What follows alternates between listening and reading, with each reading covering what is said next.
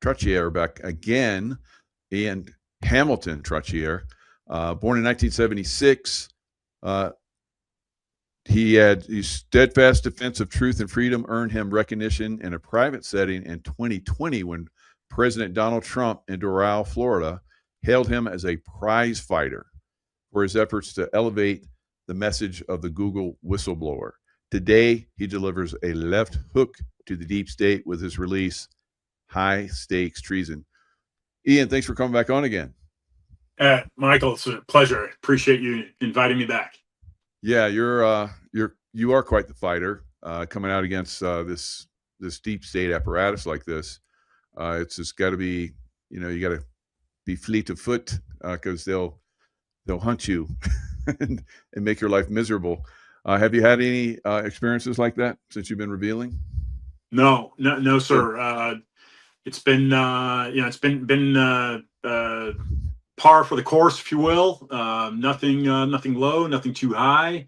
The greatest challenge, Michael, has been getting people to talk about it. When I was first approached about the story with I refer to him as my intel source.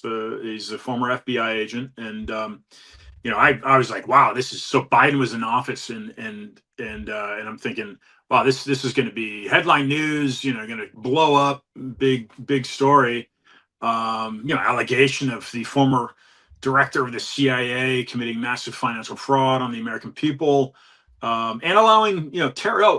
It just so happens he allowed. The allegation is that he allowed terror activity to transpire. So I'm like, oh, this thing's going to sell like hotcakes. That's not why I did it, but just in that peripheral view was like, wow, this thing will take off, and that's been the biggest challenge is getting and Michael, I don't know if it's people that are comfortable discussing the matter, or if it's just, I don't even want to get into that type of a deep state.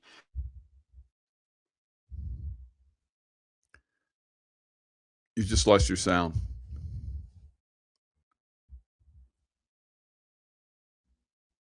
Your sound.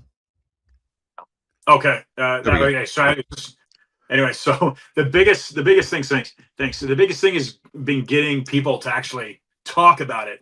Right. And when I say that, Michael, it's I've had the producer of Greg Kelly, that's Newsmax. He's got a nightly show. I think it's 9 o'clock, 8 o'clock, something like that. That would be Mountain Time.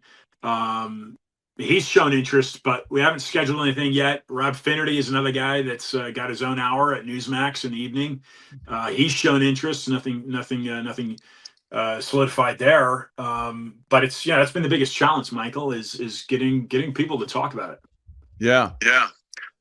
So we have Roger Stone. I just saw one of his posts where he was like, I want to see Comey, taken down like I was taken down, and of course he's not going to get taken down like that because he's part of the club.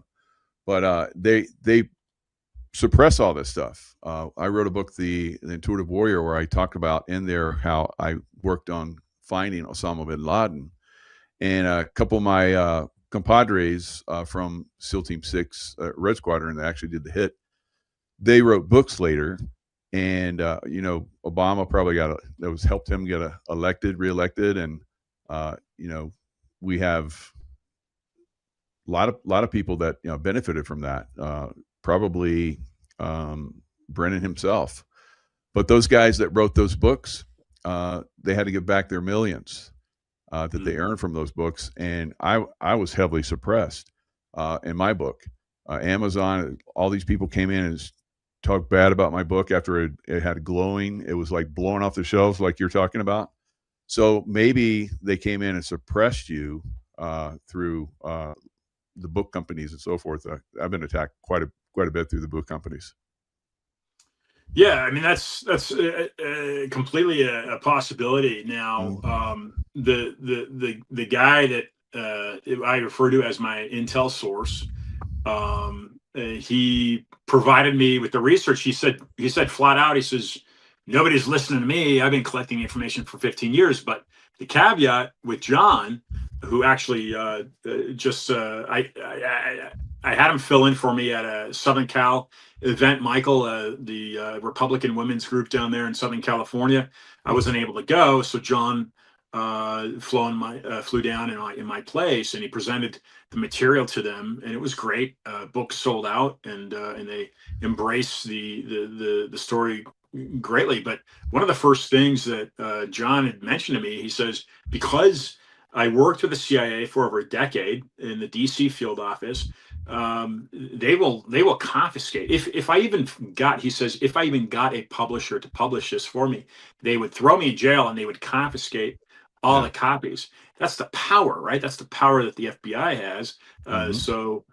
But that is a conflict of interest with his former employer. So he needed an independent voice, right, such as mine, to bring forth the material to folks, and that's what I've been doing for 2 years. And I go back and forth. It's like, I mean, freedom of speech is freedom of speech, freedom of press is freedom of press. I understand conflict of interest, but FBI, and even kind of similar to your position, you're serving a country, hunting down a suspected terrorist, guy that destroyed thousands of American lives.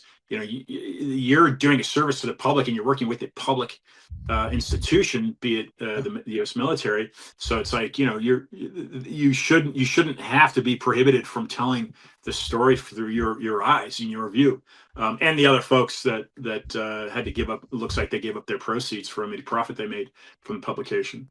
Yeah, I would like to see perhaps if Comey gets, he's indicted now. If he gets, convicted for 86 and 75 or 47, if he Yeah. gets convicted of that, they have already said that they will go after his book proceeds that he, made from, talking, about Russia Gate and all that kind of stuff.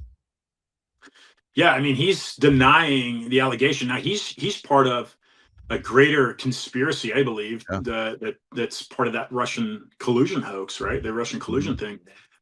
And even I think Donald Trump even alluded to it. I mean, somebody with an elementary level education, or even of that age, would understand what 86 mean. You're going to 86 somebody. I mean, that's pretty common street term vocabulary. You're going to do away with them. So Comey Right. saying that he doesn't he doesn't know what that post meant is basically what he said. It sounds like a complete horse manure to me. That he that greater conspiracy, and I'm not sure if we discussed this the last time we joined. And for your viewers to understand, John Kiriakou couldn't be with us. He was invited to rejoin, and I've been trying to get a hold of. He's super busy since the last Yeah. time he joined. He and I joined you, and it's difficult for me to even get a hold of him now. That's how busy he is. But I know he's like right into the thick of the tactics, if you will, the Trump administration is using to get at various deep state players, including the subject of my book, High Stakes Treason. That would be John Brennan. So Kiriakou would be able to bring a whole different spin than what I've been able to bring, and what I will bring. But this is really interesting, because what I was talking about was Hamilton's 68 dashboard, and the Hamilton 68 dashboard.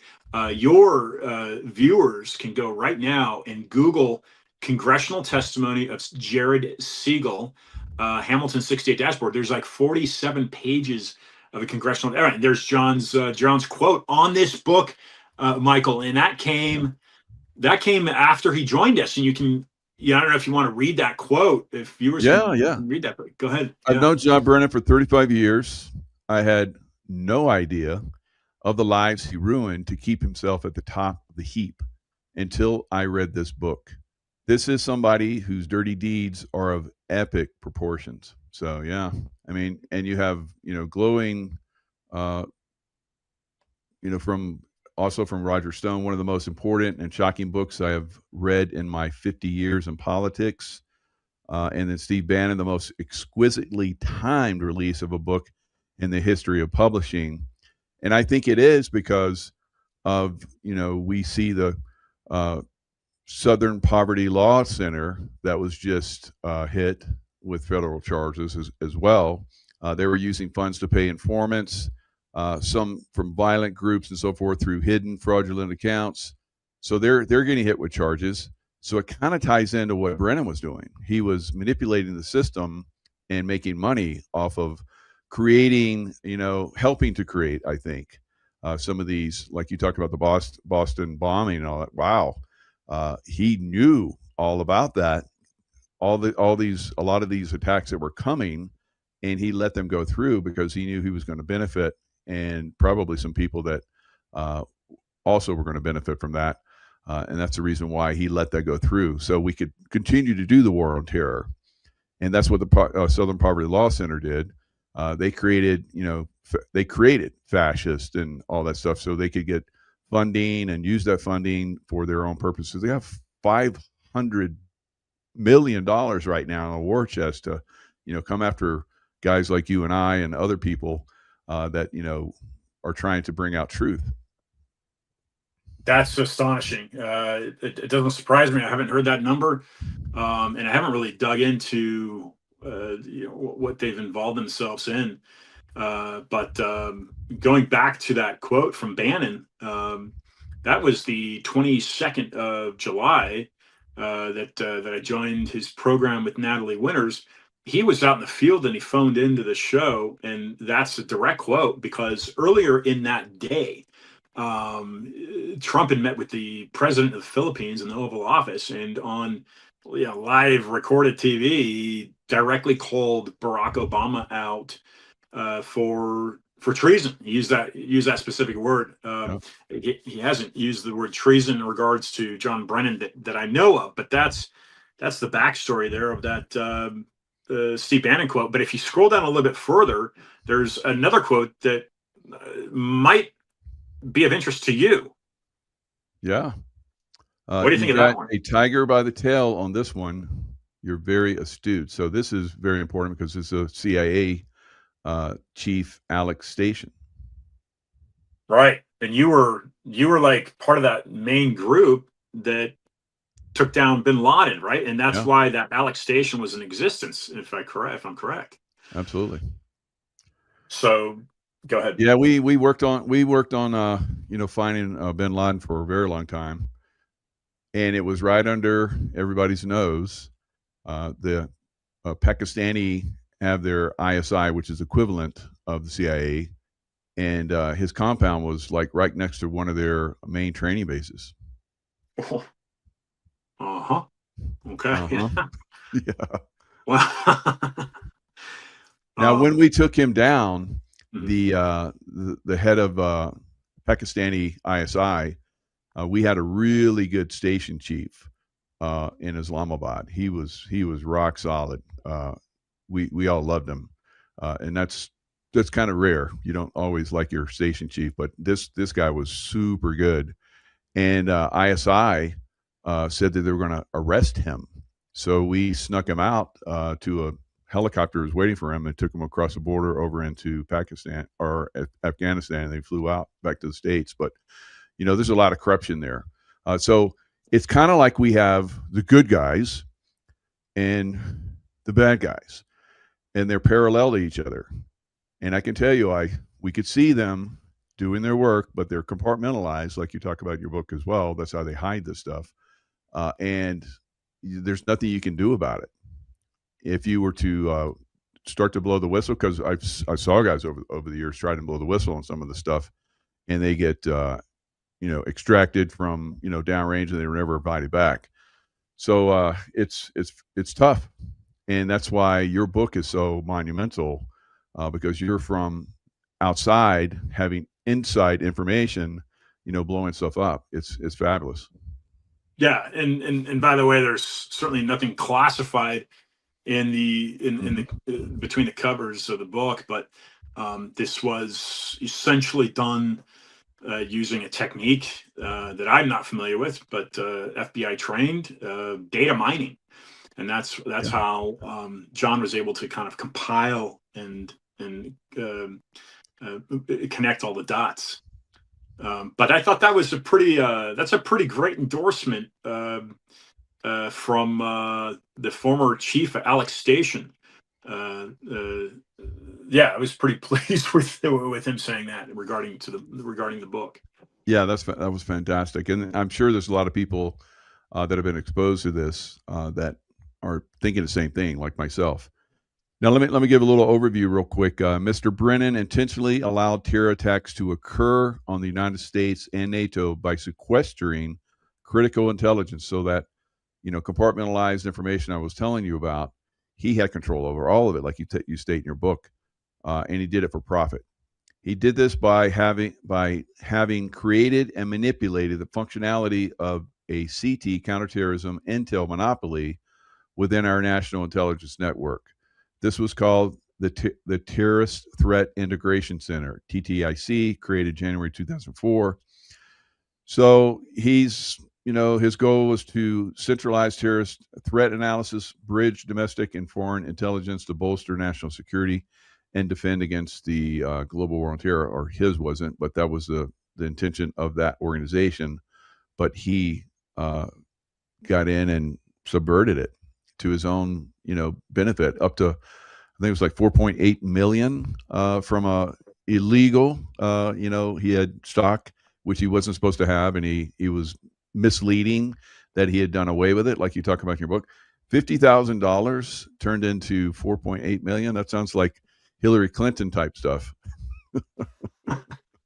Yeah, that's a lot of money. Yeah. And there's something important. You've mentioned a date there with 2004, and this is, of course, Bush administration result of the 9/11 attacks that the TTIC was created. And there's a great quote. As scroll down a little bit more, there's a great quote that John Brennan himself stated, and he shows the power behind the Terror Threat Interrogation Center, which then became known as the NCTC, the National Counterterrorism Center. And there is a Thomas Especial is a guy that went viral in the past few months, an NCTC analyst that took Brennan on one-on-one on a panel discussion. I think it was at George Mason University. This may be back in December, Michael, where after the presentation there's a Q&A, and Speciale stands up in the audience and he kind of drills Brennan on the email leaks that Gabbard had released, and he denies them. Brennan denies them. He calls them BS. But what we see with further down on that page, we see that Brennan himself stated that the TTIC, then known as the NCTC, conglomerated all intelligence of then 26 classified and declassified, unclassified intel sources in the U.S. government, and it all aggregated right into the TTIC. I think it's a little further up, but let me insert Michael Springman. Now, Michael Springman was a State Department employee that went to Jeddah prior to 9/11, the Saudi Arabia. When he arrives, and this is a 2004 testimony to Cynthia McKinney, where he states that he was appalled, basically, and there's a Mike Benz dig on this. It doesn't talk about this book, and I spoke to Mike about a week and a half ago now, Michael, about this book. So Mike does know about this book. He hasn't spoken about it, but in August, coincidentally, in August, dig and review by Mr. Benz goes into John Brennan and Ryan Ruth, and he brings parallels in. I can talk about that a little bit more if you'd like.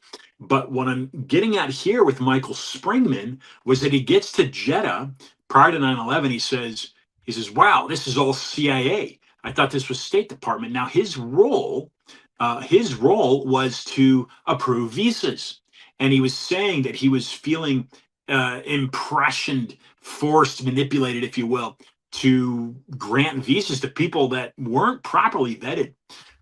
So his conclusion, and this is a verbatim kind of testimony to Cynthia McKinney by Springman and Mike Benz, an hour and a half presentation and dig by Mike Benz, and towards the end of it, he expresses his own astonishment of this. What I'm going to say is that Springman concludes that basically the CIA was running the State Department. That's it. Yeah, he's running the State Department, and then therefore out of the John Brennan jurisdiction. And we know John Brennan returned stateside. He was stateside, I think in Langley, I believe, during 9/11, the attacks. But he says, Springman says, therefore, 15 of the 19 9/11 hijacker visas came out of the John Brennan jurisdiction of Saudi Arabia. Had you ever heard that before? I have never heard that. That's crazy. Wow. But But yeah, the State Department is pretty much, wherever you see a State Department overseas, a consulate or whatever, they're pretty much the CIA pays for them. About 70% of the funding is from the CIA, and so they're running those State Departments overseas. So it doesn't surprise me that someone in the State Department would be granting the hijacker stuff. So again, like we're talking about, a lot of people, myself included, looked at 9/11, those the day of those towers coming down in their footprint. I'm like, well, somebody got inside and planted explosives, because that's not normal, having been a demolition expert in the SEAL team. So, a lot of people have talked about how that whole thing was just a big setup to put us into this terrorist war. right. Yeah, the global war on terror, and that started essentially with the executive order. I get this right, I may be wrong. 13354 might be the executive order. I've got it written there on the website, but that is essentially what Brennan used to create this intelligence monopoly, and form officially the National Counterterrorism Center. I think right below that, Michael, right below that Kiriakou quote, I think is the Brennan quote, if you want to read that on the TTIC. Okay. The idea behind the TTIC was that we needed to have some place in the government where all counterterrorism information would reside. Eventually, information from all 26 classified and unclassified networks flowed to the TTIC. The TTIC had more access to more information than anywhere in the government. John Brennan. So when you have access to information like that, you can get a lot of information, obviously, or you can manipulate and use that information for your evil means. So another one that I've been kind of like wanting to share, if you don't mind, the John Brennan allegedly used his centralized power to his advantage. Yet perhaps the most appalling thing is that, according to Patrick Byrne, former CEO of Overstock and CIA asset, John Brennan still owns the top 2 layers of the CIA, and that John Radcliffe is a performing flea. So there's a video on that. It's real quick. Let me share that real fast.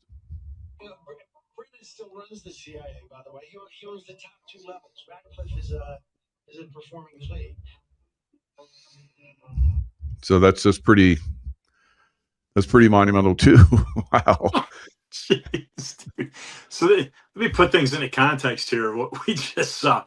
First off, Byrne's a pretty intelligent guy when it comes to computer software. He created Overstock.com. He co-founded it, but he's also a graduate of Stanford and also Cambridge. This is the interesting time, Michael, because in 2006, and let me clarify, a performing flea means he's simply doing the work of, according to Byrne, John Brennan, and that would be to this day. So what kind of weight can we put into what Patrick Byrne is saying? Well, in 2006, Patrick Byrne has recently stated, I think it was on either Lindell TV or Alex Jones, he stated that he was recruited by the CIA to become an asset. So he was a CIA asset, probably likely still is, but he was a CIA asset to do some of these things. The person that brought him into the CIA, and I know this because Byrne stated it, is a guy named David S. Cohen. I can draw a circle back to John Brennan and high stakes treason and his ill-gotten gains, because David S. Cohen was part of the U.S. Treasury Department when the Analysis Corporation, then under a different name, again, that's the illegally held stock that Brennan had, sold to a UK firm based in Hong Kong. It was David S. Cohen that would have essentially, pardon me, approved that sale. So there's a connection there between John Brennan, the guy that brought him into the CIA, David S. Cohen. And by the way, David S. Cohen did spend some time at the height of the CIA as its director, to Patrick Byrne. And people may be familiar with Patrick Byrne because he's been very outspoken against exposing the fraud behind the Dominion servers in the 2020 election. Yeah, that's another huge rabbit hole as well that I think is about ready to be exposed. So again, your information and your book is just, so much is being exposed. So just like you're talking about, Patrick is also stating that John Brennan operated a data center in Belgrade, Serbia. Now, I'd heard this right after the 2020 election still, and there was a lot of people that talked about that with Huawei, China, and that it controls the servers that manipulate the Dominion Voting Systems Corporation.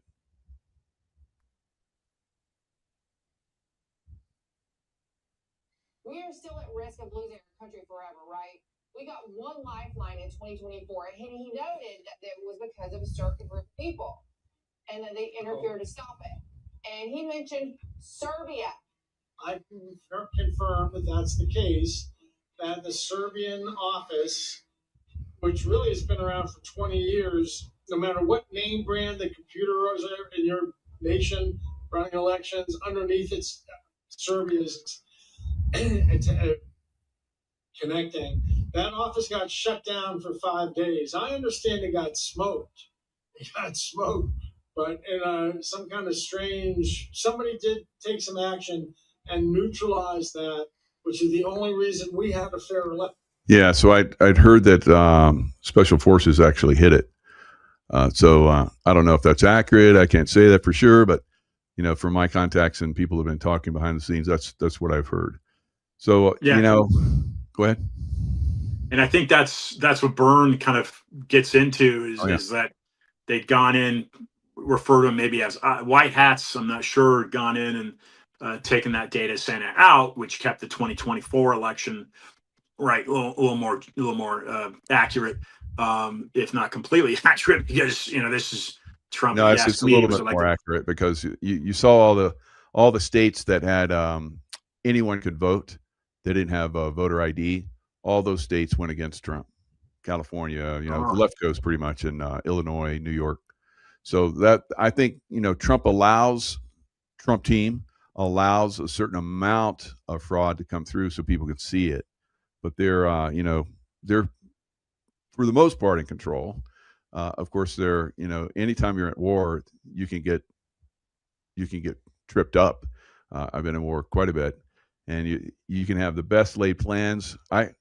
Every operation I ever went on, it never turned out the way we planned it.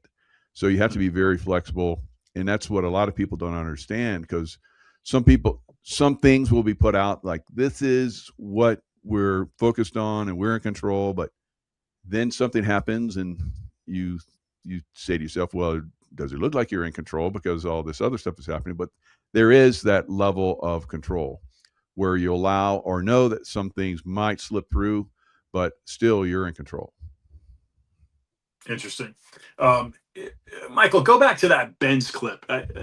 Your viewers will want to. I think if it's queued up, go back to that and play that if you can. That's a real interesting one.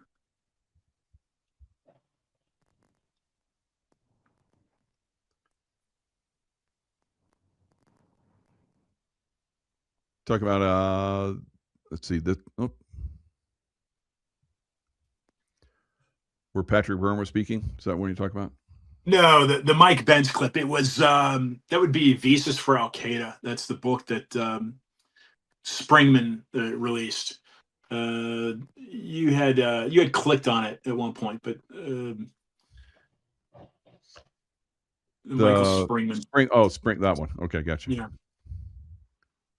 3 years ago, we had 15 of the 19 hijackers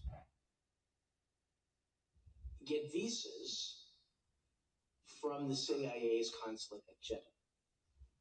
15 of the hijackers, 15 of the 9/11 hijackers got visas from the CIA's consulate in Jeddah. That's John Brennan, CIA Director John Brennan, back when he was the head of the CIA consulate in Saudi Arabia, Jeddah, Saudi Arabia. See, I like how you're saying that. The CIA's consulate. Very good. Yeah. 15 of the 19 hijackers got their visas from John Brennan. Let that wash over you. Redux. All that stuff about him getting people's passports is just so that he can get visas for terrorists. The same thing the CIA won all day long for the 9/11 hijackers, 15 of the 19 hijackers. It was John fucking Brennan and his CIA consulate who did that. One has to almost wonder if John Brennan with his Ukraine emoji in tow, one has to wonder if it's visas for terrorists. Redux. Oh, that's good. Yeah, it's a little bit deeper. So let me explain what he did there, and that's a compilation. That's a clip that, like I said, Mike, when I spoke to him, he hadn't heard of the book, so I just took his video and I did some things. But that's what that is. That's me making a video of the clips from his hour and a half kind of dive and dig into John Brennan, comparing him to Ryan Ruth, and what he's getting at there, Michael, is he's saying Ryan Ruth was likely a contractor of the CIA, or possibly directly employed. He hadn't seen any evidence to show one way or the other, but Ruth is assigned with basically getting passports pushed through for Pakistani, Afghanistani fighters to fight in Ukraine. Yep. And so that's where that parallel with John Brennan comes into what Springman was doing allegedly for the CIA and Brennan in Saudi Arabia, basically doing the same thing. Same thing. Yeah. That's what that was. Wow. So this is the question I had. Sorry to cut you off. This is a question that I have, is if that is accurate, if that report is accurate from Mike Benz, then is it plausible to conclude that perhaps bringing in what Patrick Byrne is stating regarding John Brennan still owning the top two layers of the CIA, and I don't know what that means exactly, I haven't asked Byrne, but if that's true, then we can say he's controlling the CIA now, not Ratcliffe. And if that is accurate, then could it have been that John Brennan employed Ryan Ruth to put a hit on Donald Trump? Huge. Yeah. So it makes sense to me. So that's interesting because John Brennan is no longer supposedly employed anywhere within the CIA or any other place. He's an independent public figure now, but he still sounds like he's still running the show from behind the scenes. So he needs to be taken down and removed, because he's going to continue to do that, obviously, run these problems. So great stuff on your site. I mean, I'm clicking, everyone that's watching, I'm clicking on, you have click here, you talk about the Hamilton 68. I just clicked on that, and that was what I had up on the screen.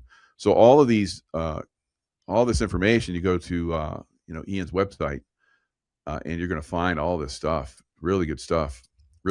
And your book, if you get it in Kindle form, I have it in every form, but you have it in Kindle form, because I listened to it and over and over again. I've listened to stuff over and over again. I'm like, what?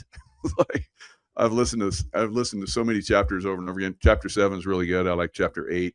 I'm re-listening to chapter 9 again now. So when I work out, I have lots of time because I work out a long time. So it's amazing how you've collated all this information. You have links to everything. I mean, you could get lost in the information that you provide. Go down so many different rabbit holes and just go deeper and deeper down these rabbit holes. I love that. Good job. Yeah, thanks. Appreciate it. You know, and this capture of Maduro, if you ask me, the capture of Maduro was not about oil. You know, Donald Trump, and I've been pretty close to him. I don't know him. It was a brief kind of minute. He strikes me as a true patriot, right? Yeah. A guy that just wants his country to receive what it deserves, which with our constitutional republic, Really it great. deserves to be the best country on the planet. It is. Well, let's get these nefarious outside influences at bay. Certainly keep communism out. But yeah, that's Donald Trump. He just wants to make his country great again. That's what I believe he is as a person. And you know, with that said, it is I lost my train of thought, and I'm not sure where I was going with that, but it might return. Sorry, I lost my train of thought. Yeah, he's definitely you know, working to overcome a lot of this stuff, and I've seen his work, and there were times where I questioned it deeply. Look at what he did with the vaccination program. You know, Yeah. warp speed. Yeah. I was like, "What are you doing?" Like, Right. Yeah. and because that is really bad. But I believe that he got out the good stuff, the uncompromised stuff, and I've heard that from many other people that have the know about all of that stuff, and they said that he was pushing out as fast as he could the vaccination. He was using the military to do it, keeping it safe so that they couldn't, because there's a lot of stuff that was ready to come out that was compromised. And I knew this before it even started, before the vaccination program started. So I was like, what are you crazy? You're like going to get all this compromised stuff out there so fast? But he was trying to, you know, thwart their plan, because their plan was going to be a longer term, lock us down. It's going to take a while to get this vaccination, just like all the other vaccinations, and they're just going to lock us down and just get more and more control. And he blew that agenda away. And it eventually got to the point where they're like, well, you're going to have to, like, you know, let us come into your house and vaccinate you. And everybody was like, you come into my house and you're going to get blown away. And that's when it all stopped. So thank God we have the Second Amendment. Otherwise we would be like all those other countries that, you know, all the other countries around the world pushed it and made everybody get vaccinated. So horrible. Yeah. It could have been some brilliant chess playing on his part, or it could have been naivety. I don't know, but you're right. That Second Amendment saved us. I got a knock on my door from a census worker. They wanted to hand me some literature, but in order to do that, she wanted to test my temperature. Like, I mean, I said, no, you get off the property immediately. You're gonna get a bullet in your head. Really, yeah, very good. I got my thought back, and so what I was talking about was Maduro. So I'm like, you know, the one angle would be, okay, Trump went in to take Venezuelan oil, or, you know, keep it from going to the Chinese, or the drugs. Like, yeah, I mean, that's possible. I agree with you. I think I know where you're going. So, and so having Maduro in there be to hopefully testify in regards to Smartmatic, yes, will be huge for that 2020. Yes. But Michael, it seems like there are so many roadblocks, either in his administration or tied to his administration, from getting this thing going.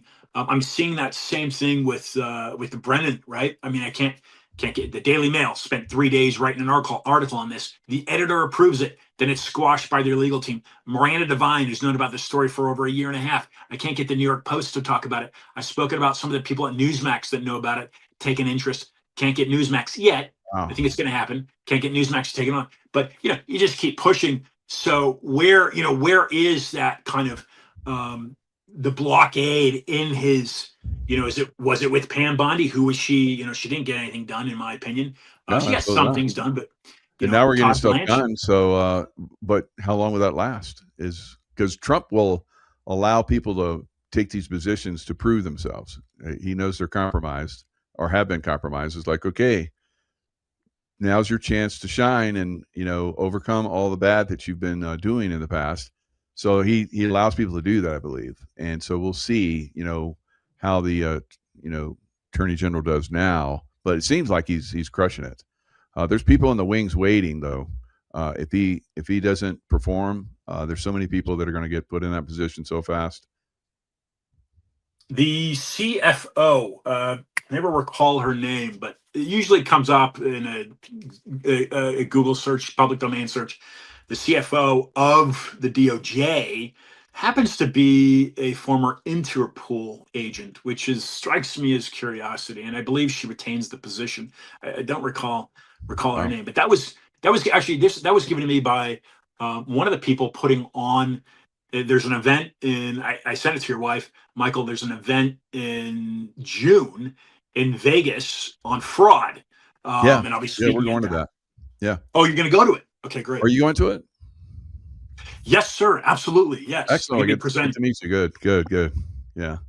I went to the one we did a bond fraud, and I was at that one. This one's going to be way bigger because it's going to go into the election fraud too.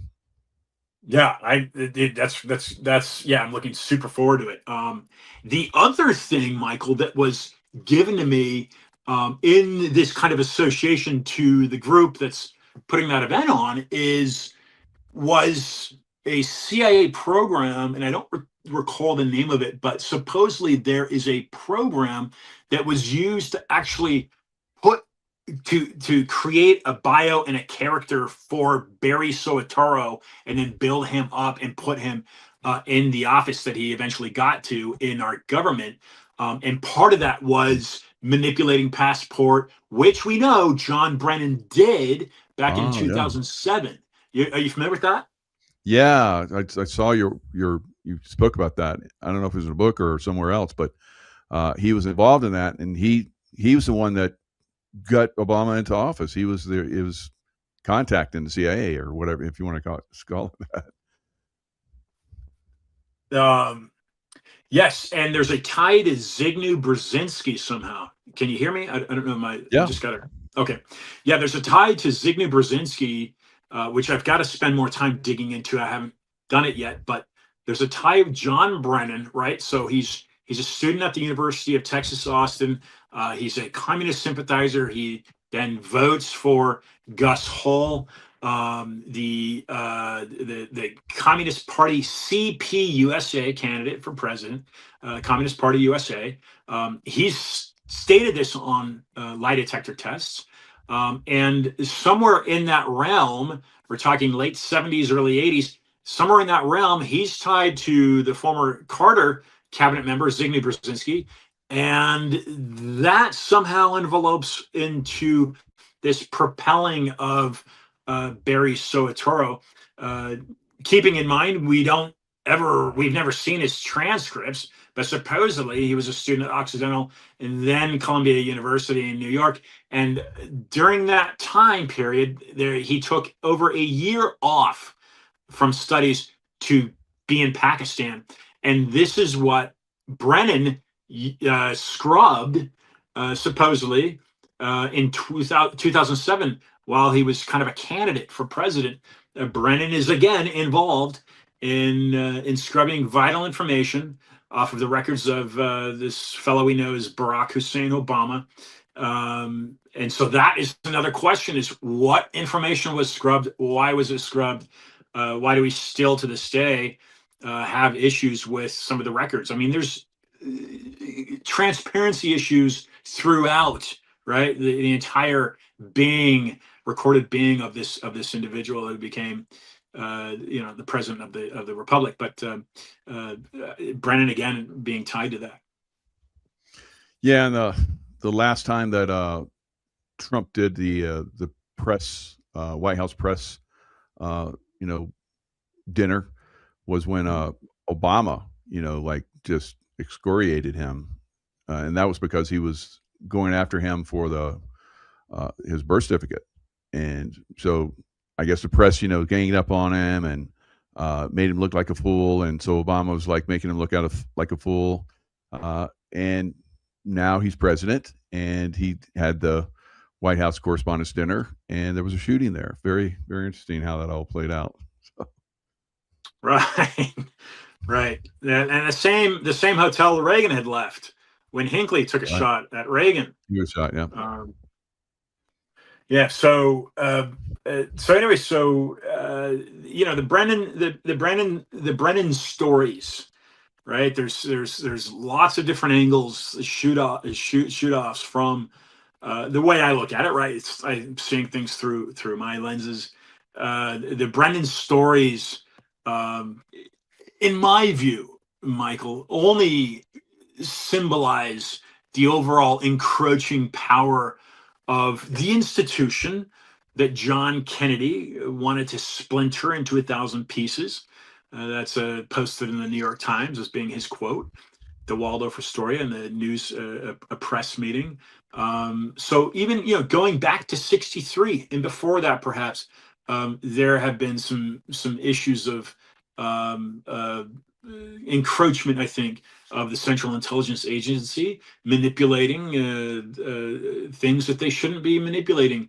And if one were to ask me, I would say that John Brennan was chosen by the powers that be within that organization because of not only his communist sympathies, but also his sympathies to Islam, right? And John Guandolo has stated he and I have been trying to connect and talk, so I'd like to know what he knows.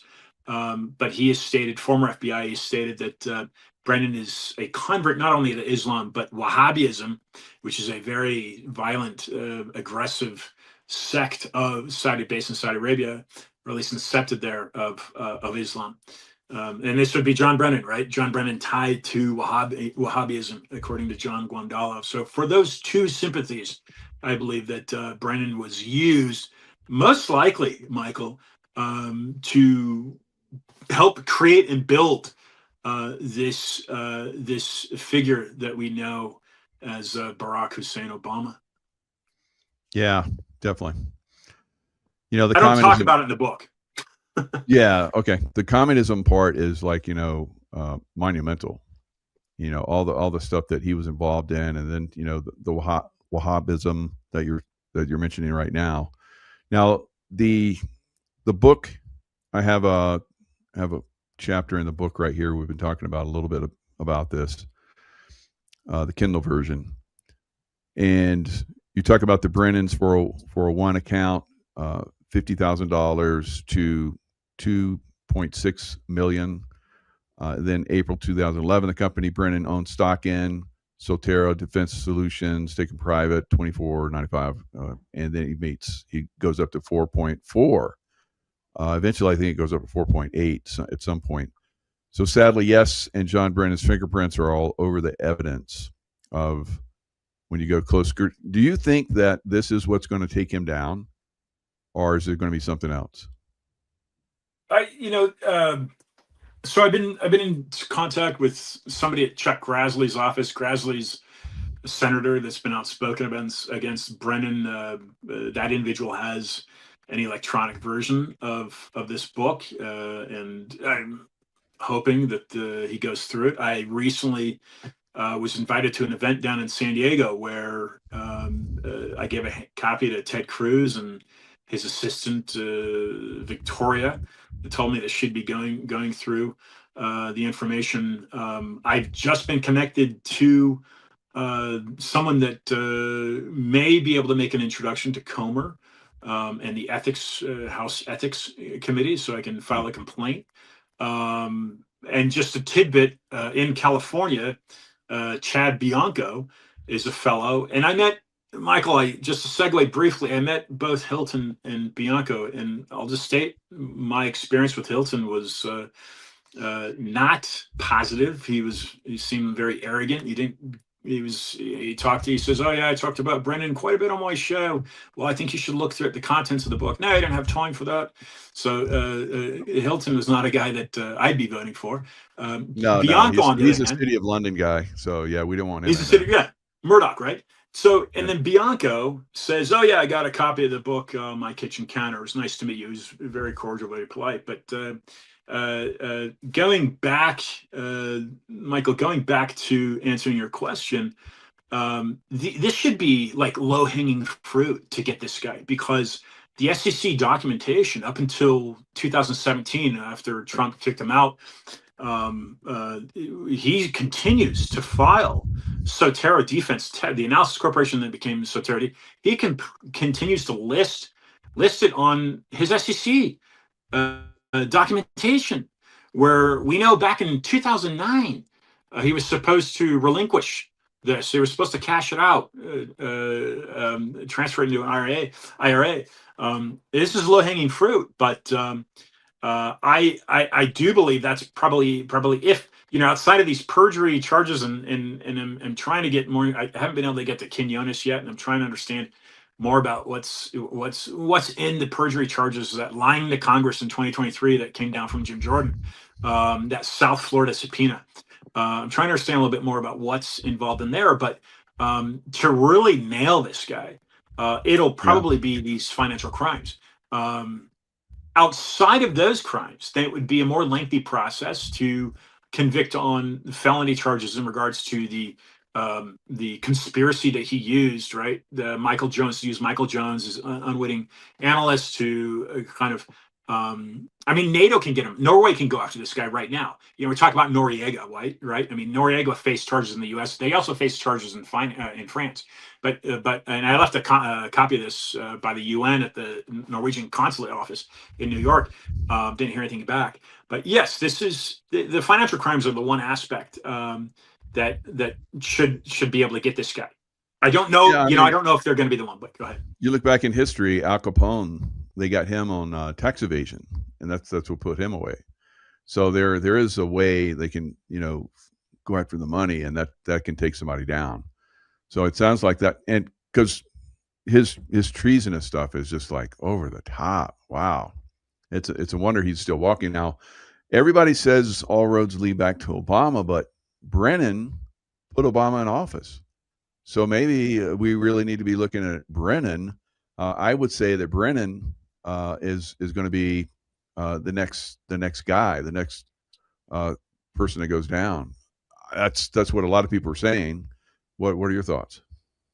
It really should be. He should be the next guy to go down. Let's granted they can get Comey on this.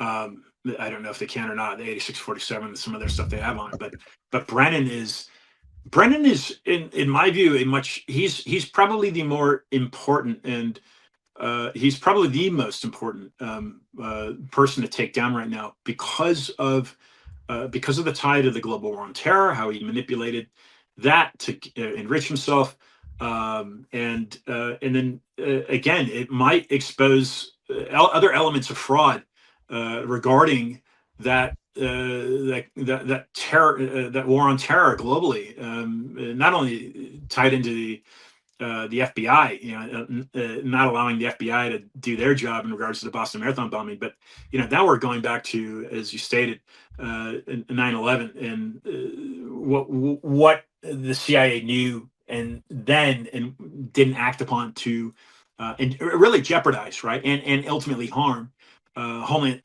security on the homeland, right? But we can dig even deeper, and I think if this individual falls, which there's no reason he shouldn't, and when I say fall, I mean being held accountable for his crimes. And if it's treason, it's treason. Then the Constitution calls for death penalty. That's just the way it's written in the Constitution. If we collectively are able to do that and hold him accountable for these crimes and ultimately for treason, then that is going to obviously blow the lid off of the deep state. Right now, I would say this is because, Michael, because of his ties to Cambridge University. And again, that brings in Patrick Byrne, who's doing a lot of singing, if you will. That's kind of a term out there.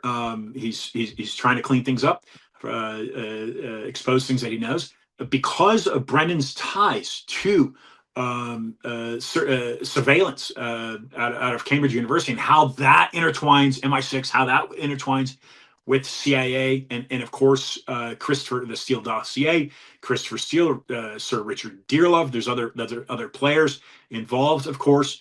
Then that is going to blow a hole in the bow of the one of the most important ships of the deep state, in my view.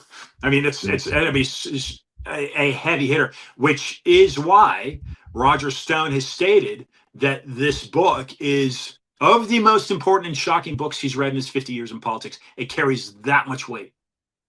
Yeah. Now back to, and this is, we'll just like Brennan, if we take Brennan down, we could take so many others down, like Hillary Clinton. You know, both of them are tied together because Brennan backed the Russia hoax, you know, the Russia collusion would get Donald Trump elected. He was all over that, and of course that was Hillary Clinton. You know, was not elected because they're saying the Russia hoax happened. So what do you think the ties are? I can tell you when I was in the CIA, Hillary Clinton, when she was head of the State Department, she restricted the security guys, I being one of them, from getting our passports renewed. Because she was in charge of that, you know, because we had diplomatic passports. We're not going to go overseas without a diplomatic passport. You know, we have to, you know, take somebody out. We got to be able to have diplomatic immunity for that. So she was restricting that.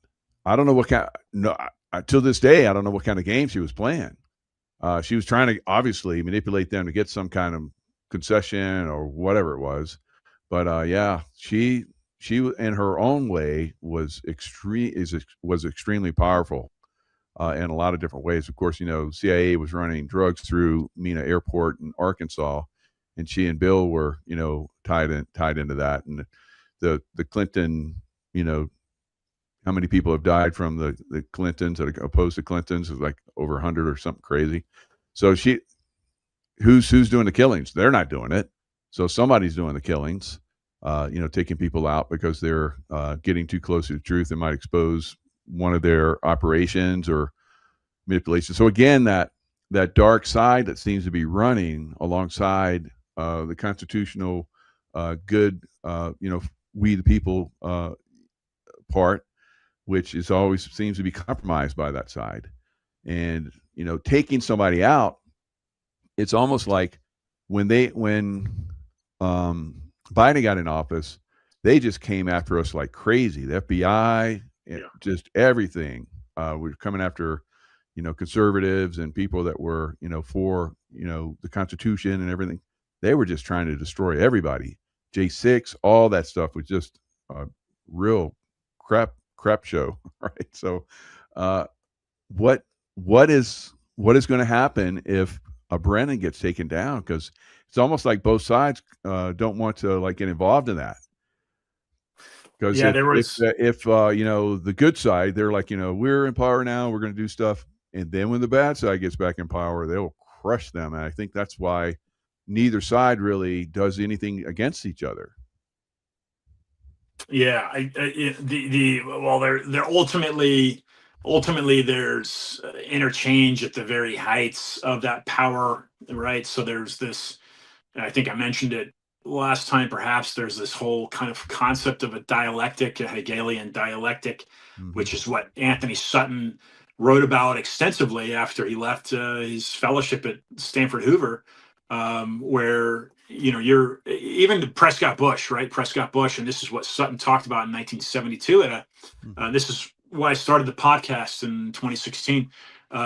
Sutton exposed at a GOP convention in 1972, Miami Beach. He exposed Prescott Bush's intertwinings with funding through Union Bank, which he was a president of, the Nazi regime, which meant ultimately that as London was getting bombed, basically it was getting bombed by American fuel, the Luftwaffe, right, and on General Motors engines.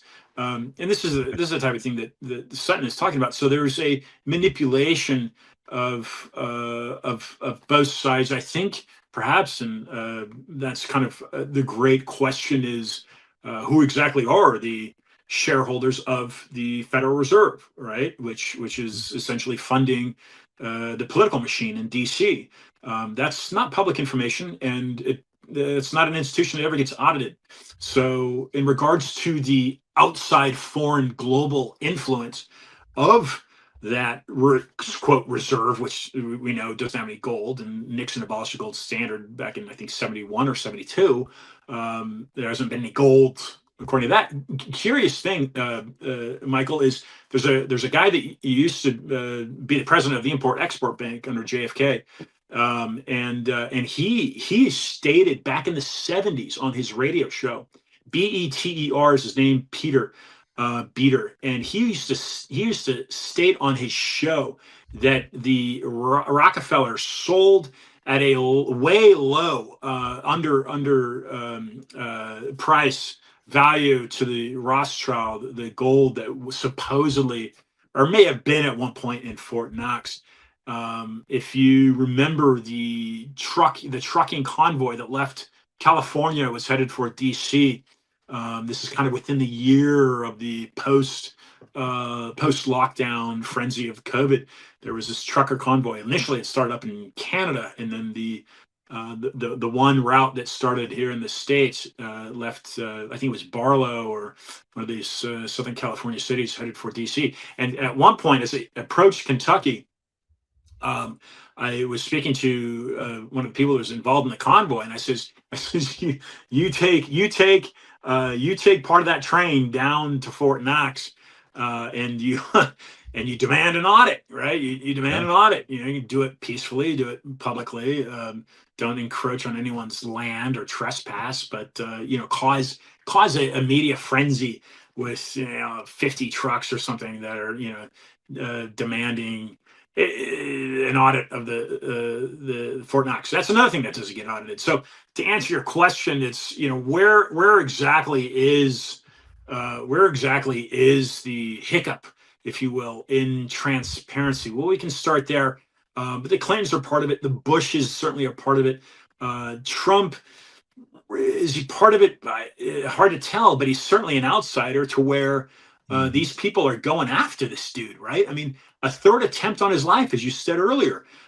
They hate this guy, and the book that I've authored clearly shows motive and main reason, perhaps, as to why John Brennan hates Donald Trump.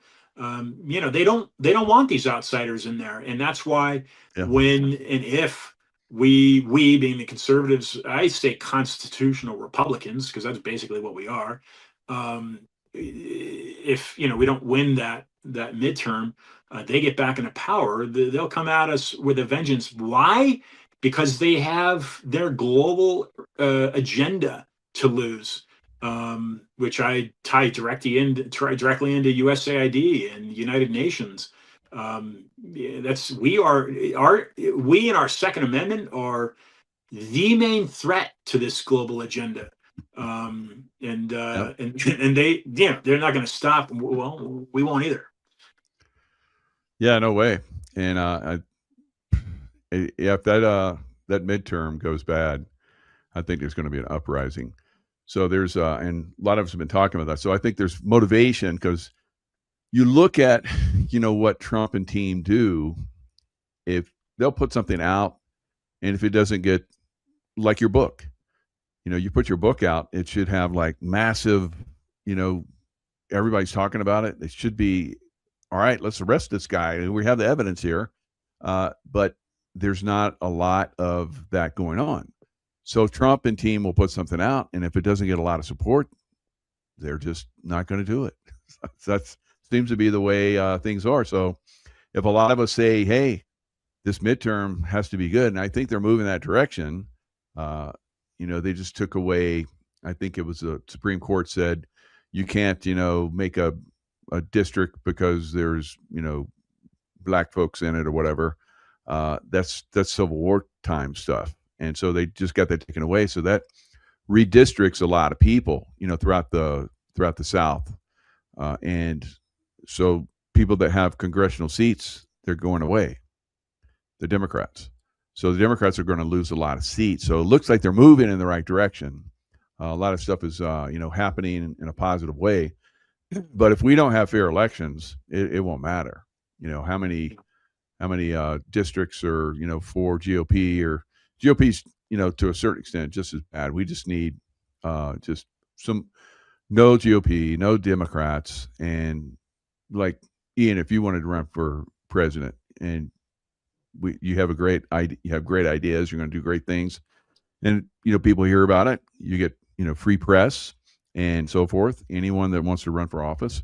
And eventually, the merit-based people are going to rise to the top, which is what our country is about. So if we don't have that, if we have more selections, we're not going to. I don't think people are going to stand for it, because you have the SAVE Act. 80% of people want SAVE Act passed and aren't passing it. So Congress and the Senate, GOP, Democrats, it doesn't matter. They're not for us. They're for their agenda, like we're talking about. Yeah, and you mentioned City of London, and something that Speaker Johnson, he says, I don't know if you saw this quote or not, but he says the king. I don't know if him and Camilla are still stateside or not, but he says the king is above politics. I mean, this is the most naive thing to say. He clearly has not done any of his research into, even dating back to Washington, George Washington, and Josh Yoder, who's one of the airline pilots during those lockdowns that stood up to vaccine freedoms, and because they were pushing the deep state, if you will, this global agenda is pushing for vaccination proof before boarding an airline, right? I mean, it's bad enough having to wear masks, but he's an airline pilot, American Airlines, where he stood up against it. But I'm explaining, Michael, the City of London, as you mentioned, I'm explaining this to Josh in San Antonio. This has probably been 3 years, easily 3 years now, 3.5 years. And he says, wait a second. So the United States won its geographic and physical war, but it never won its financial and economic war. And so that's exactly right. So Johnson saying the king is above politics, dude. You need to study a little bit of history, man, because the king is a puppet, just, if you will, allegedly, right, based off of what we've stated here with the Federal Reserve. The king is a political puppet to the same degree, in many regards, that our commander-in-chief is a political puppet. But we don't know, because we don't know if the Federal Reserve gets audited or not, but we can assume to this City of London banking, international banking consortium. Yeah. Strait of Hormuz, all everything. They put City of London put the mullahs in power in Iran. They took away their elected government and put the mullahs in there. So yeah, and same thing with China. They own China. So there's a lot of through City of London has control of the financial of the world, pretty much. So we have to take that down. And Johnson, I don't know if he's telegraphing something there, because a lot of these guys will say things that are a lot deeper than they are, but who knows? All right. It's crazy. Well, yeah.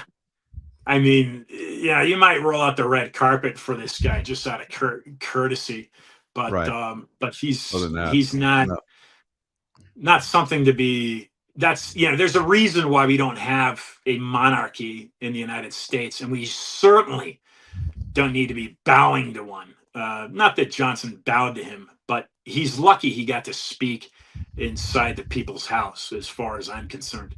And And look, I've been close to the king, if you will. He was then a prince. I was in San Francisco. Gavin Newsom was giving him a tour. I lived in San Francisco for 8 years, and it was funny. Michael said they come down the ferry, and on the Embarcadero. There's the ferry building, which leads right up to Market Street, and he's getting a tour of the ferry building, and the three of them come down the staircase, and there's people lining up to meet and greet, and as the prince is on my right side, so he's on as they're walking through.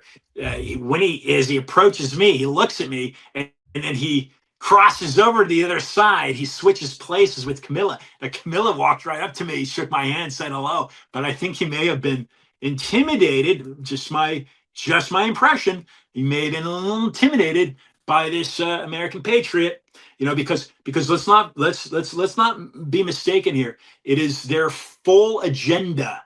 It is their full agenda to regain control of our 50 what would be colonies today, right? They want to recontrol us, and they are controlling. It seems that way. They're controlling us in many ways, and financially. But we take down Brennan, and dude, we set off a huge alarm that reverberates, knocks down other dominoes.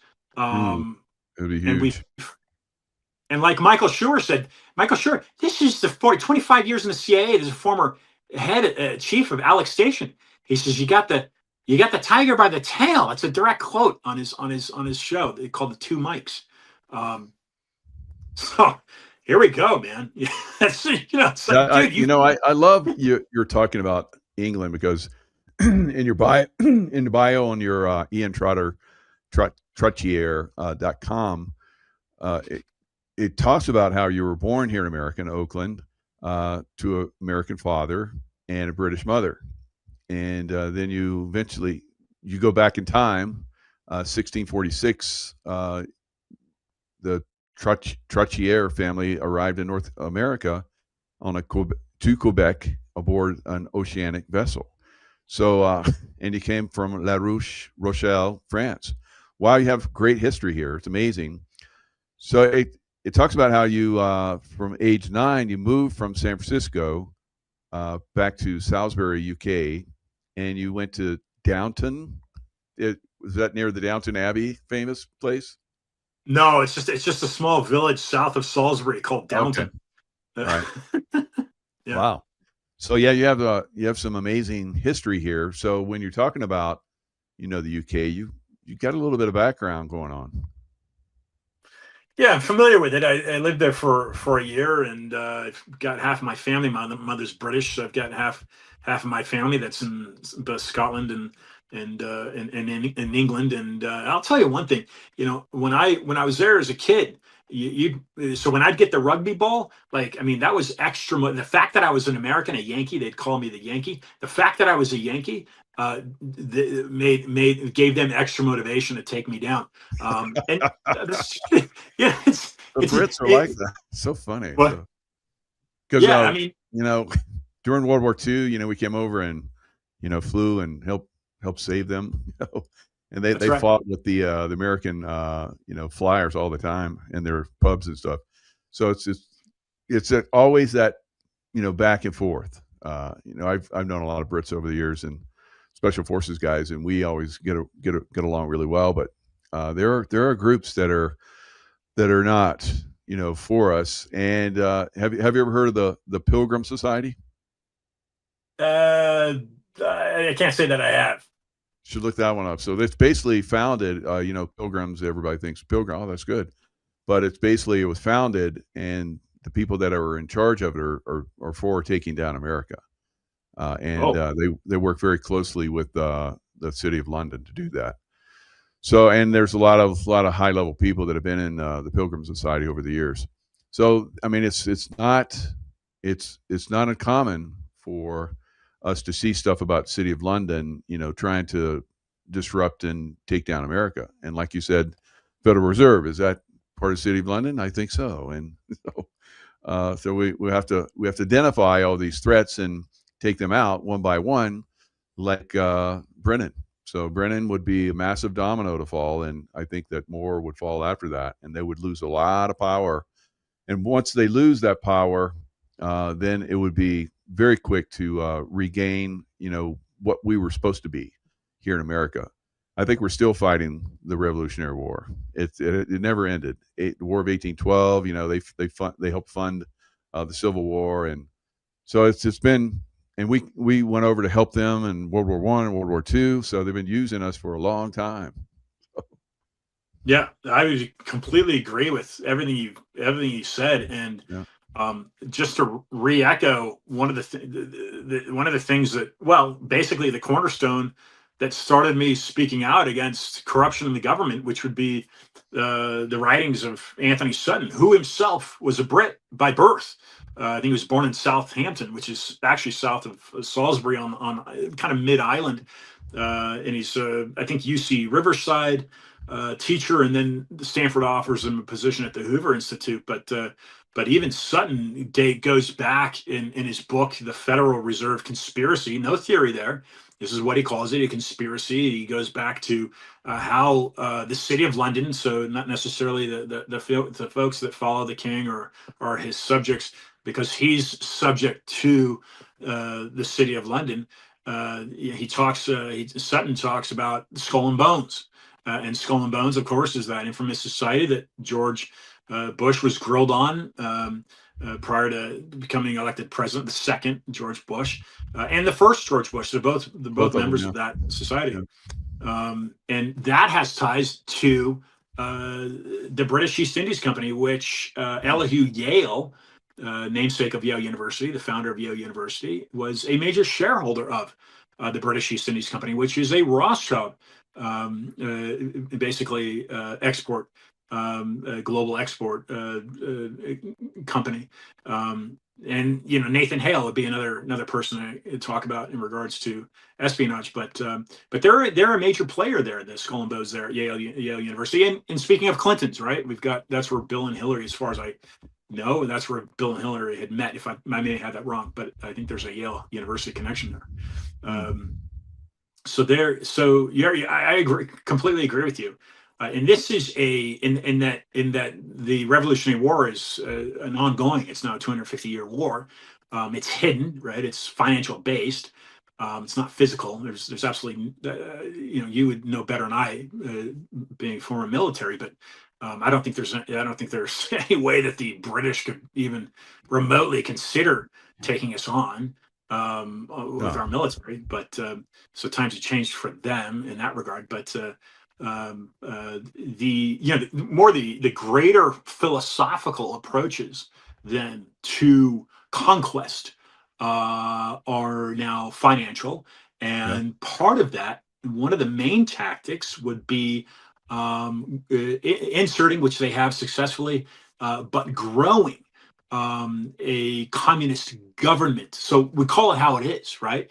It's a communist government that has infiltrated our constitutional republic. And that's basically what we're looking at in regards to the political divide, in my view, left versus right. You've got kind of conservative right folks that are constitutional Republicans, in my view. And then you've got this far left, Elon Omar, AOC, these, and even Mondami now, right? You get the mayor of New York, he's a communist.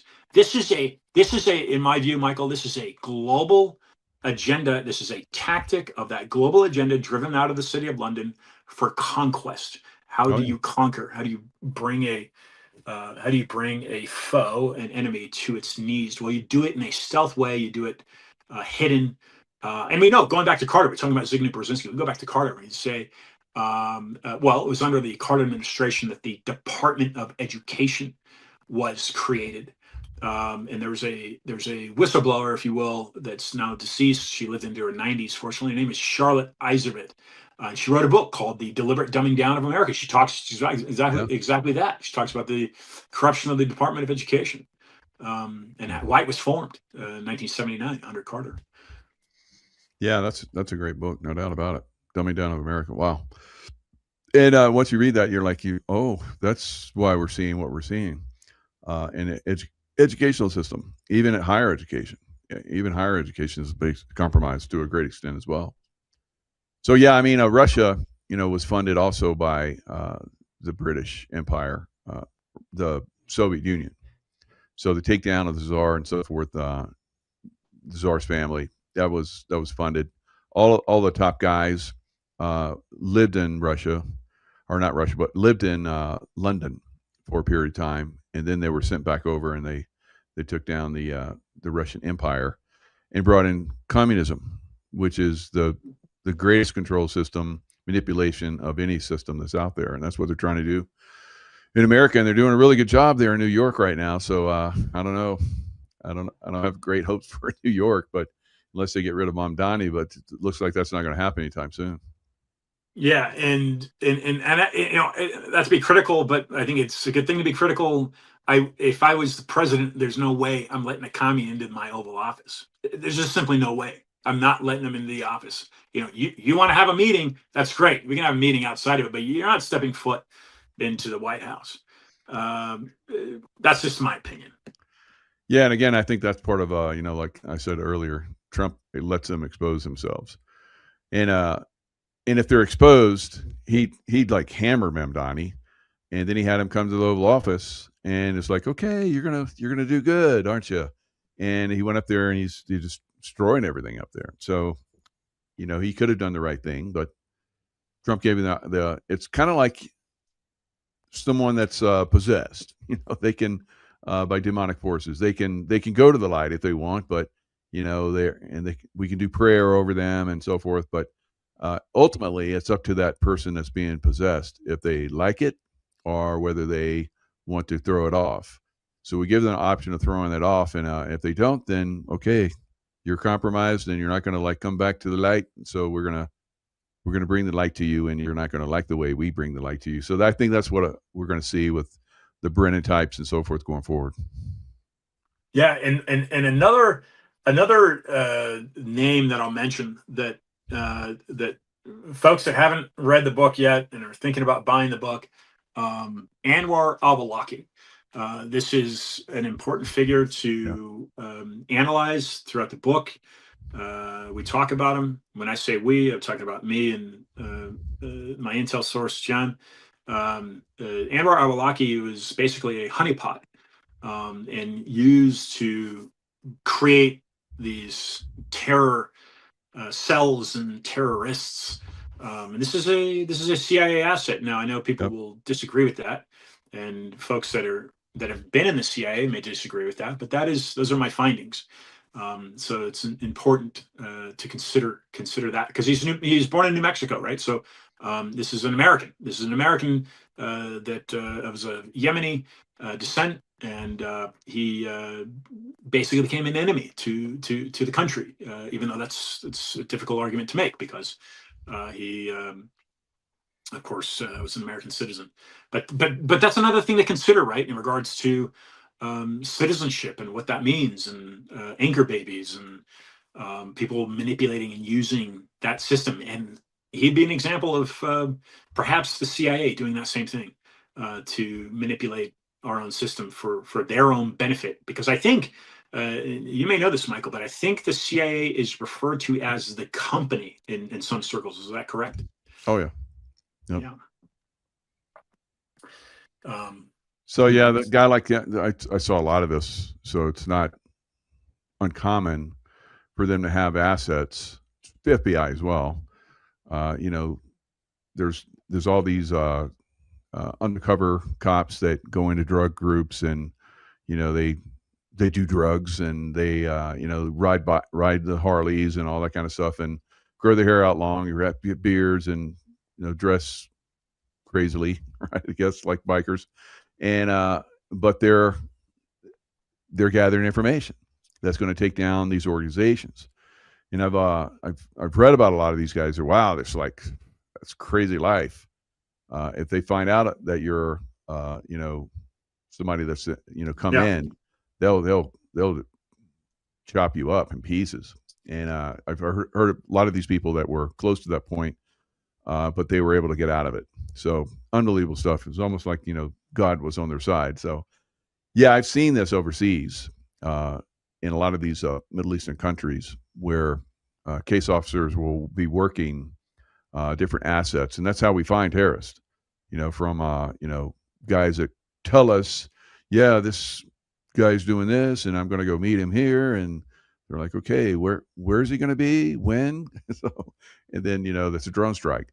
So there's a lot of that's going on. So it's not uncommon for the CIA to use those guys and to protect them to their best ability. And I remember one time we had this one guy that we were working with in Pakistan. He was like giving us all kind of people. Oh, he was amazing. I can't say who gave it away. It might give him up, but he was just, and he's like, next, let's go, come on. He was like driving everybody. I was like, come on, I want to get more of these people. And so there was one time where I was like watching him, because we would have him go to one place and we'd like watch and make sure he wasn't falling, send him to another place when he's on the phone and stuff. And so he came to the place where I was overlooking, and it looked like ISI was onto him. And I was like, God, I don't want this guy to like get taken down. But fortunately, they were just there to do something else, and they didn't even notice him. So then he goes off to the next spot. And I talked about it. I was like, God, I was thinking, maybe I should go down and like try to intervene. And I remember the chief of base was like, she like rolled her eyes. She's like, no, never. So I learned in that moment that everybody's expendable. So they'll use somebody, me included, you American people, it doesn't matter, for their whatever their goals are. And if they get something from them, they'll continue to use them, and they'll protect them. But if they become, to the point where maybe the press or somebody else, starts to disclose their activities, they'll create something where they go bye-bye, right? So that's unfortunate. That's that system. That system as a whole needs to go away as well. But once you understand it, you'll understand a lot more of what they're doing. And Brennan and these kind of people, that they use everyone, and even they know they're expendable as well to the people that are above them. Mm-hmm. Wow, I think it's impressive, Michael, that you have repeatedly gone through the various chapters. This is actually some of the greatest feedback that I've been given, because I haven't connected yet with folks that have gone through the information in the book, and to know that you're gaining information, right, with your experience and your exposure and what you've done in your life, to know that you're going through and grabbing various bits of information and repeatedly going through chapters. That's pretty cool, man. I appreciate that. In a country, look at all the people that spoke highly about your book. Yeah, I'm speaking highly about it, but you have everybody, saying, God, this is amazing. So, your background, the stuff that, you have incredible background, and the stuff that you've been doing, Trump said you're a fighter. So everybody's behind you, you're like, yeah, left hook. Good. So you have a lot of people that are behind you. It's a challenge at this point, as I've learned, to get this information out. So we could have this could be a great podcast. It'll be seen by tens of thousands of people, which I'm sure it will be. And it should be hundreds of thousands. But there's only a certain audience that's open to this at this point. But we need more. We need more people to wake up to this and get involved, because it really makes a difference. Because if we don't take John Brennan down, we don't have a country going forward. That's pretty much it. Yeah, I agree. You can't get to the Clintons. We saw what a mockery they basically made of that. What was it, the House Select Committee, or right? That interviewed them. And just the fact, Michael, just the fact that the Clintons made them, come to the Clintons, right? So they made the committee members actually travel to suit their convenience. No. You come to me, right? You come to DC. You sit down where I tell you to sit down. And these people are so soft. I hate to say it. Anna Paulina Luna is great. She does her work. It's like no. You don't negotiate. There are crimes that have been committed on the American people. They need to be held accountable. And so the Clintons, they're just they've got the legal power and they got their political machine that still exercises and runs, and that's why I use the word mockery. I mean, they make a complete mockery of our members of Congress to cater to them, right? And then Clinton blows a fuse when I think it was Anna Paulina Luna or somebody records something. They say, "Oh no, there's no video allowed in here." Why not? We should have had all major media with live cameras. I mean, why was that closed? This shouldn't have been closed. They still have that power. Yeah, it's crazy. Yeah.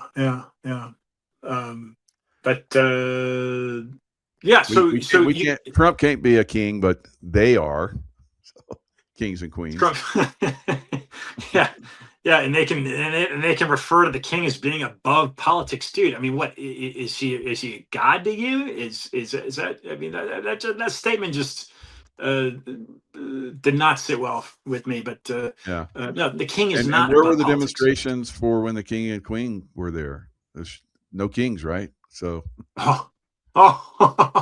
paid protest. They're not gonna. That's only for when they're trying to take somebody out of office, like Trump. So yeah. It's only for who they think is a dictator, right? And then they equate him to a king.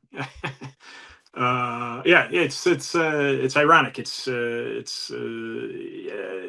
absurd on so many levels. But I mean that's what I think. I would agree with you. We take this guy Brennan out, and we're taking out the most critical member or link to the deep state, because he's certainly right involved in that machine. And I don't know what Roger Stone has been saying. His name's on the cover. And let me make this very clear. Let me make it very clear. Initially, General Flynn was going to write the foreword to this book. And he requested that I send him the manuscript or the information that I had. I think it was a chapter outline. He'd actually agreed to write the foreword, and then his schedule got busy. And it's General Flynn. He's a big deal. So, but the fact that Mike was considering writing the foreword, I was at an event at Mar-a-Lago, and Stone was there, and I was able to spend a few moments with Roger, and I, as soon as I mentioned the name John Brennan, he's like, "Send me over what you got." And Roger Stone suggested that I have him write the foreword. And my first reaction, Michael, was, wait a second, I've already got Flynn that's going to write this. And then he says, no, you think about it. You should have me write the foreword. And because Flynn's schedule was uncommitted to submitting a foreword, I went with Roger.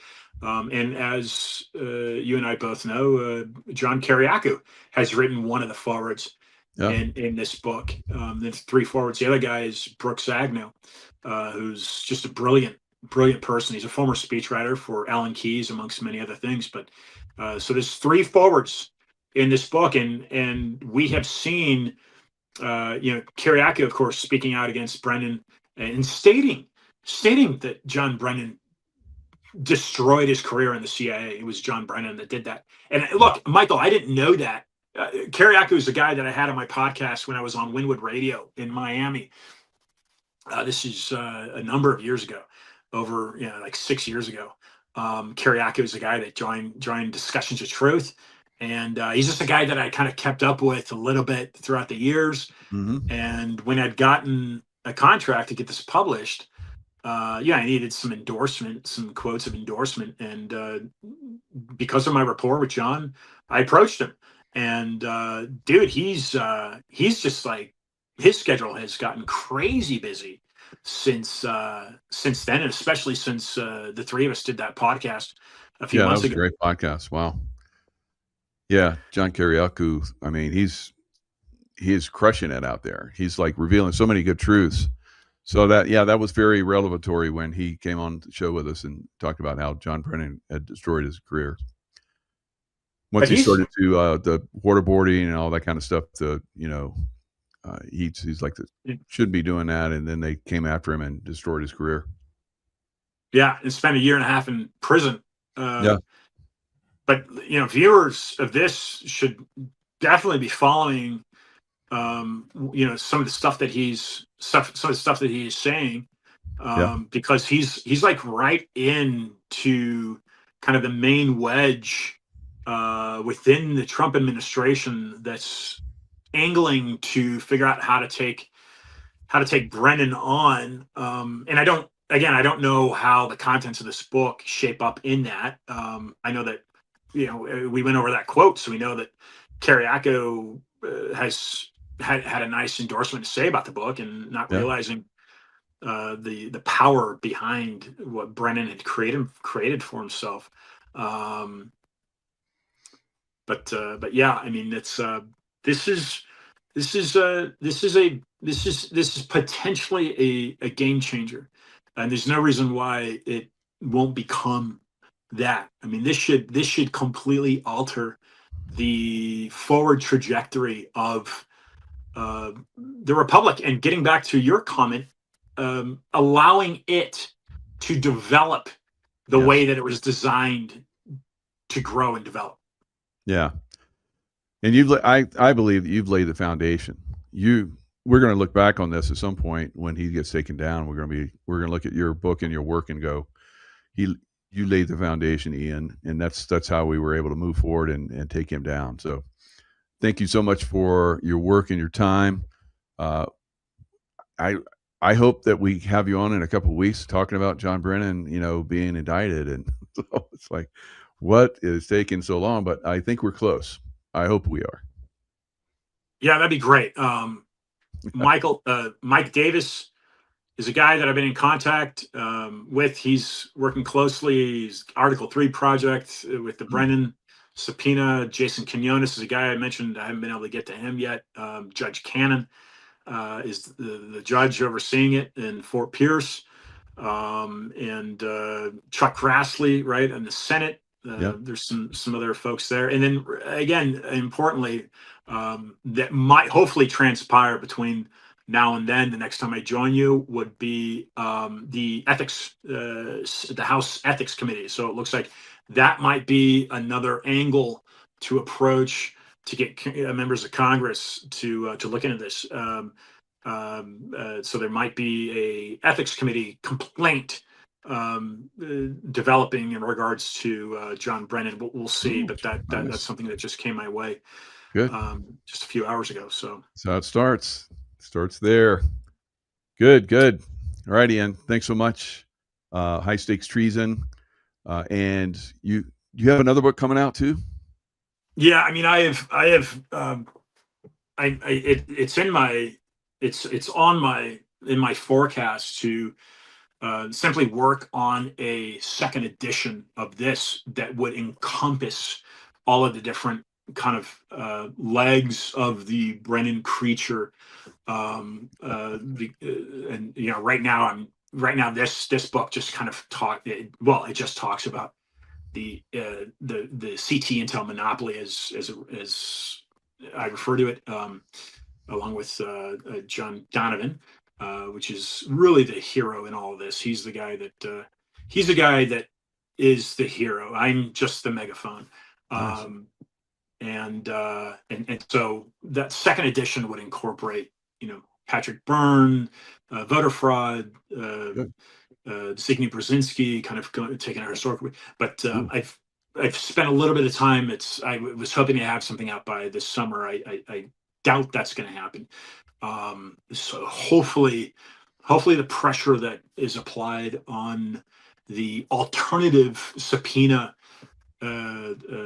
components, which I believe should be this book, right? The contents of it. Once that pressure kind of releases, and there's there's some powerful pens at work, then I can kind of pull back and work on that second edition. We'll see. I mean, that's just, but that's second book. That's I don't know when I'll have that finished. All right. Well, we'll look forward to it. Maybe a Christmas special. Get Yeah, both books. yeah. You know. So highstakestreason.com, everyone, and iantrottier.com, also another place where you can find Ian's work. And of course, Amazon has the book, and probably Barnes and Noble. Barnes and Noble probably has it too. Yeah, the online outlets have all the online. Good, very good. Yeah. All right, sir. Thanks so much. Really enjoyed our conversations. Fantastic.